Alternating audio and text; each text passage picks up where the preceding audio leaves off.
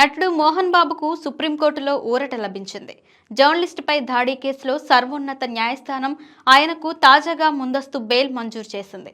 గత ఏడాది డిసెంబర్ 10న జల్పల్లిలోని మోహన్ బాబు ఇంటి ప్రాంగణంలో ఆయనను ప్రశ్నించిన ఒక టీవీ ఛానల్ విలేకరి చేతిలోని మైక్ లాక్కుని అతడిపై దాడి చేశారంటూ ఆరోపణలు వచ్చిన సంగతి తెలిసిందే. దీనిపై నమోదైన కేసులో ముందస్తు బెయిల్ కోరుతూ మోహన్ బాబు దాఖలు చేసిన పిటిషన్ను తెలంగాణ హైకోర్టు గత ఏడాది డిసెంబర్ 23న కొట్టివేసింది. ఈ ఉత్తర్వులను సవాల్ చేస్తూ ఆయన సర్వోన్నత న్యాయస్థానాన్ని ఆశ్రయించారు.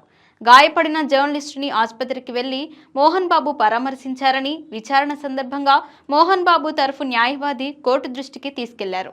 విలేకరికి అవసరమైన ఆర్థిక సాయం కూడా చేస్తామని ఇప్పటికే ప్రకటించినట్టు కోర్టుకు తెలిపారు. సీసీటీవీ ఫుటేజ్ లేకుండా చేసి ఇంటికి వచ్చిన వారిపై దాడి చేశారని, విచారణకు కూడా వెళ్లలేదు కదా అని ధర్మాసనం ప్రశ్నించింది. ఆ విధంగా వ్యవహరించలేదని న్యాయవాది తెలిపారు. ఇది పూర్తిగా ఇక కుటుంబానికి సంబంధించిన విషయం.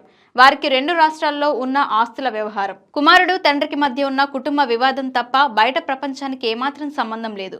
ఒక యూనివర్సిటీ విద్యా సంస్థలకు సంబంధించి తప్ప మరేమీ లేదు అని న్యాయవాది ధర్మాసనం దృష్టికి తీసుకెళ్లారు. గాయపడిన జర్నలిస్ట్ ఎలా ఉన్నారని ధర్మాసనం అడిగింది. విలేకరి తరఫున న్యాయవాది పరిస్థితిని వివరించారు. వాదనలు విన్న అత్యున్నత న్యాయస్థానం ముందస్తు బెయిల్ మంజూరు చేస్తూ ఉత్తర్వులు ఇచ్చింది.